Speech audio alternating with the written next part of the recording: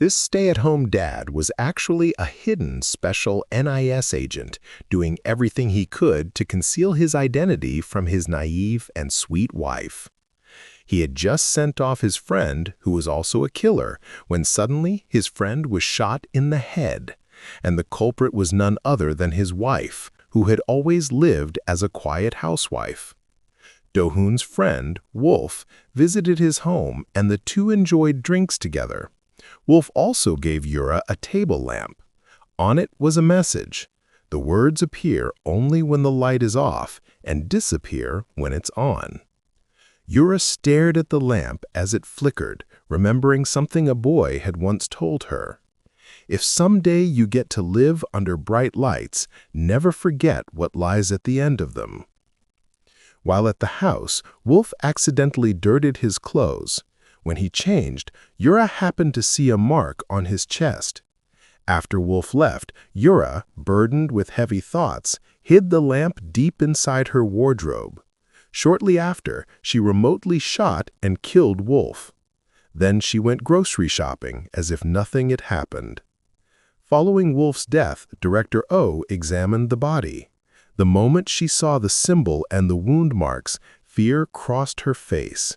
She realized someone from Carrion's old organization, someone with the code name Bullet, was still alive. Just then, Dohun arrived after receiving news of Wolf's death. Director O placed a reassuring hand on his shoulder, telling him to give his friend a proper farewell. As for the killer, her team was still searching. Dohun entered the morgue and frowned deeply when he saw the mark on Wolf's body. Director O took over Wolf's case. She suspected that Bullet was still alive, and if that were true, then Warrior, another former member of the organization, might resurface as well. Director O pulled a business card and a gun from her drawer, then headed to a mall. Inside an elevator, she met with a woman. Her code name was Butterfly.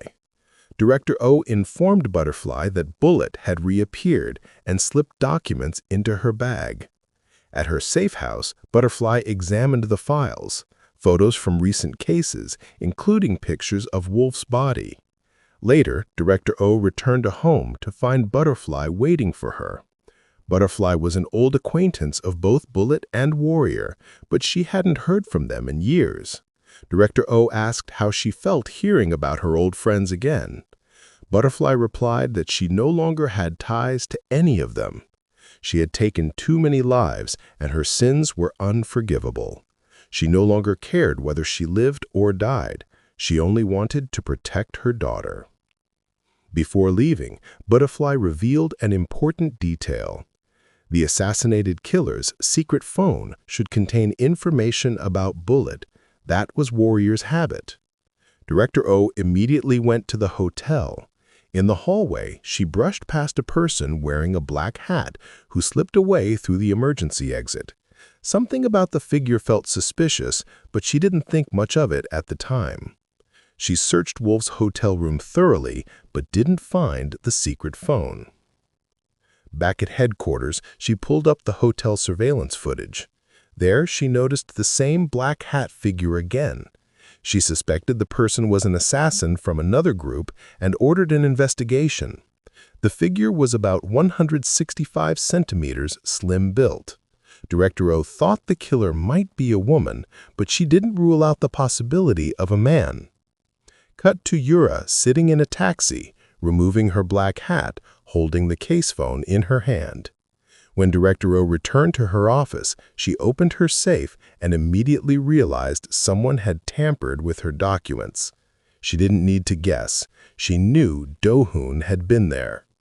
Earlier, Dohun had snuck into her office and retrieved Wolf's autopsy report.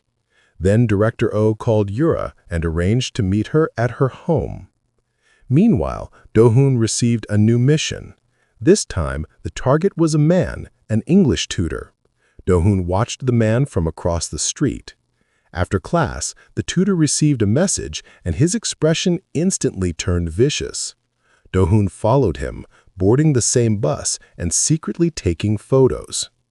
Dohun began his operation. After learning the target's routine, he waited near the target's usual stop. When the bus reached its final station and the target prepared to get off, he fired through the window. He boarded the bus to confirm the kill, but the target wasn't fully dead. A fight broke out. The target managed to stab Dohun and escape. Meanwhile, Director O arrived at Yura's house. As Yura walked toward the door, she heard a familiar ringtone, the exclusive tone of someone she hadn't heard from in years. She froze. Her daughter brought her the case phone. Yura answered, and the caller was the boy from her memories.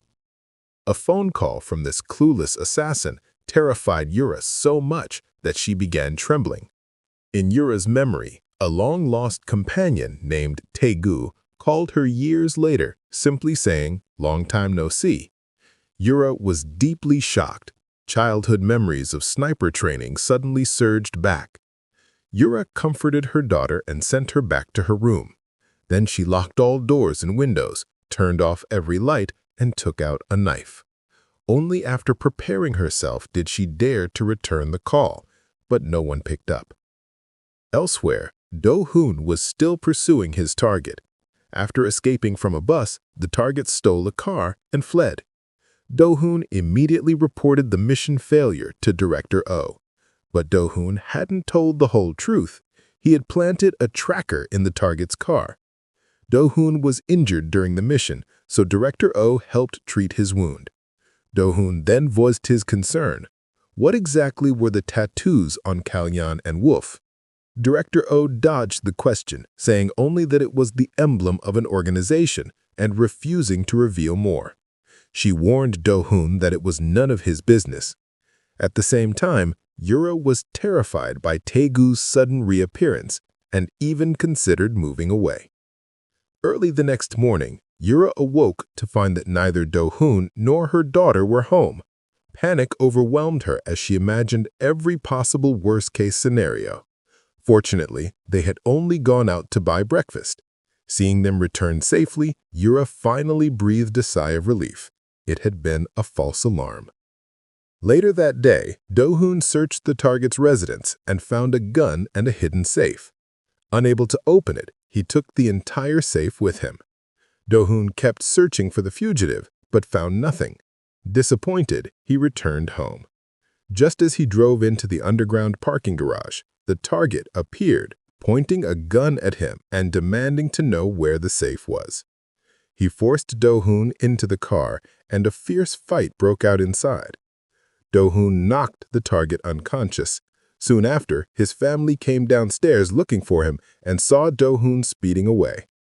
He tied the target up and interrogated him for the safe's password, threatening to smash the entire safe if he refused. Reluctantly, the target gave in. Dohun opened the safe and found it full of cash and a list of names. As he flipped through it, he discovered Director O's name. Dohun pressed the target, demanding to know why Director O appeared on the list. The target refused to speak until Dohun shot him in the leg. Only then did the target reveal a name, Ma Yan-rim. Shortly after, Director O issued a secret order to eliminate the target. Ever since seeing her name on the list, Dohun could not shake his suspicion. He felt Director O was hiding something from him. Dohun visited Director O's office and subtly asked whether the organization ever outsourced assassination jobs to outside killers. Director O denied it. Dohun replied meaningfully, "If you ever need help, you can always come to me." When Dohun returned to where the target was held, he found him dead, shot in the forehead. Director O was already reviewing the crime scene photos. Director O indeed had secrets. She had been watching Butterfly for years, harboring deep resentment. For more than a decade, Butterfly had been a true killing machine. Although everything was over, Director O still couldn't let go. Butterfly pointed out that Director O was also a murderer. A guilty expression flashed across Director O's face. She didn't deny being a killer. Precisely because of that, she wanted to end everything and ensure that everyone faced judgment. Meanwhile, Ever since Taegu's call, Yura remained uneasy. While working in her cafe, she found a pouch of bullets inside a cabinet. Holding the familiar ammunition, she suddenly recalled fragments of her past as an assassin, training in ice and snow alongside a boy named Taegu. A gunshot struck Taegu's temple. The scene shifted to a man with a scar on his temple sitting on an airplane. Taegu had arrived in Korea. Although he looked like a cold, emotionless killer, he quickly became flustered. He approached a taxi, but a woman in line shoved him aside and yelled at him for cutting in line. Taegu looked confused as she drove away. He opened the door of the next taxi, but another woman shouted at him for having no manners. Hearing the complaints around him, Taegu was overwhelmed and quietly went to the back of the line. Feeling gloomy, he pulled out a cigarette. A woman in front of him yanked it away and reminded him that it was no smoking zone. After parting with Taegu, the woman headed to the hospital to visit Sao Lee, her ex-wife, and revealed herself to be an intelligence officer. Today was Yura's father-in-law's 80th birthday. The whole family sang and danced to celebrate. As long as they were together, that was happiness. On their way home, everyone laughed and enjoyed themselves. Once home, Dohun realized he forgot his phone and went back to the car. Yura took her daughter upstairs. At the door, Taegu was waiting for her. He greeted her and called her number 27. Seeing Taegu, Yura was terrified. She immediately turned to press the elevator button, holding her daughter tightly in her arms. Years ago, the two of them were trained as snipers as children. Yura and Taegu pointed their rifles at each other. Taegu panicked and lowered his gun, revealing a shy smile. But Yura, cold and determined, pulled the trigger. Later, Taegu was shot in the temple. He raised his gun again, aiming at her, but ultimately lowered it. Yura clutched her daughter tightly in fear. Just then, Dohun returned in the elevator.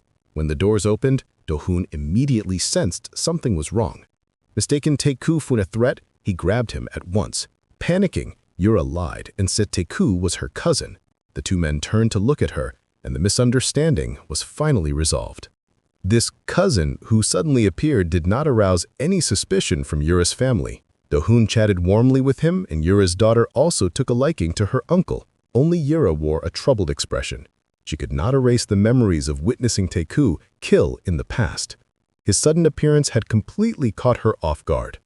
Late that night, Yura quietly got out of bed and approached Taeku's room with a weapon. Taegu was awake, and the two stood on opposite sides of the door, confronting each other. Yura ordered him to leave before Dohun woke up.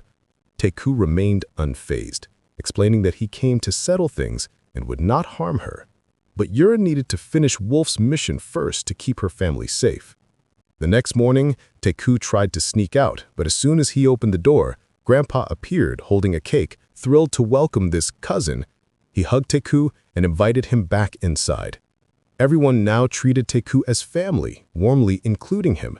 Overwhelmed by the sudden affection, Taegu didn't know how to react. At that moment, Xiaoli's ex-wife called Dohun. She too was a member of the organization. She had discovered that the mysterious tattoo on Wolf's body was part of a tradition within the MGD organization, an alliance established by the government in the 1970s.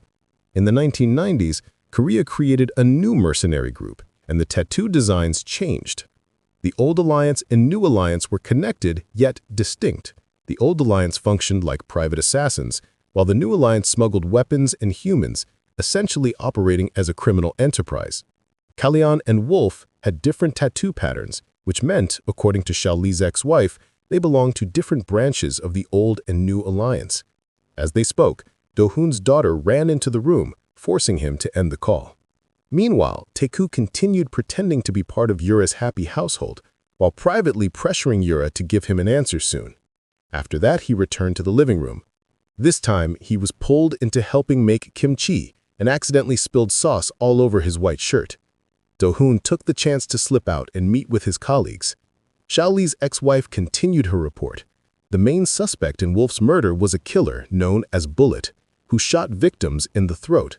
Only 5 members of the organization were still alive: the leader, the warrior, Bullet, Train, and Butterfly. She also discovered that Dohun's recent assassination target had nothing to do with the Alliance. The key to everything lay with one person: Butterfly. Shali had investigated Butterfly, but her past had been completely erased. Only someone with government power could wipe records so clean. Fortunately, she had found Butterfly's address, and Dohun headed there immediately. The moment he saw Butterfly, he recognized her as someone from the old group. Dohun directly asked her what her connection with Director O was, but Butterfly told him to answer first. Dohun replied honestly. He and Director O were friends. Butterfly avoided the question, saying only that she and Director O had once been friends too, but offered nothing more. Her vague answers combined with Director O's evasive behavior only deepened Dohun's suspicions. Meanwhile, Director O had tracked down Train's whereabouts. She ordered her men to search for Train while keeping surveillance on Butterfly. As for how to deal with Butterfly, Director O decided to activate a backup plan. Butterfly's daily routine always revolved around her daughter and granddaughter. She often watched her granddaughter play from a distance to ease her longing. Director O knew she wanted to live with her family again and told her she could make that happen. But in exchange, she wanted Butterfly to appear when the warrior faced judgment. She was the last remaining witness to that history. Director O promised to protect her daughter and granddaughter. Her tone was firm. This wasn't a suggestion, but a threat. Meanwhile, Yura searched for a chance to speak with Teku alone and arranged to meet him at a cafe. After reading Yura's message, Teku made a call ordering Train's elimination that night, then went to meet Yura at the cafe. During the investigation, Director O received an old photograph of Yura and Teku as children in the organization. Attached to the photo was Train's current address. Director O immediately sent her men there, but Train was already dead, reportedly from pneumonia complications. Her men continued their stakeout and soon encountered 2 assassins from MGD. After a brief fight, one assassin died on the spot and the other was captured alive. Privately, Director O began investigating who had sent her the old photo. That evening, while everyone was chatting happily, Dohun suddenly brought up tattoos, claiming he wanted one. Then he drew the familiar tattoo symbol. Director O's expression changed instantly, and she pulled Dohun aside. Dohun spoke bluntly. He had already met Butterfly and was secretly investigating Director O. He demanded that she tell him the truth. Director O was about to speak when Shaoli's ex-wife interrupted, forcing her to swallow her words again. Earlier, Yura had asked Dohun to pick up their daughter, but by late night, the girl hadn't returned. After calling Dohun, she learned he was busy and had asked Teku to pick her up instead. Worried, Yura rushed out, just in time to see Teku walking in with her daughter. He had taken the child to an amusement park. She had a wonderful time and grew even more attached to her uncle, gifting him a drawing. Teku looked at the childish portrait and smiled, a rare moment of warmth. Yura, however, was terrified. She approached Teku's room intending to kill him. When the door opened, she attacked immediately, but Teku moved swiftly, and the weapon ended up pinning the drawing to the cabinet door. End of episode. Alright, that's all for today. Remember to like, comment, share with friends, and subscribe to the channel. I'll be back with the rest of the story soon.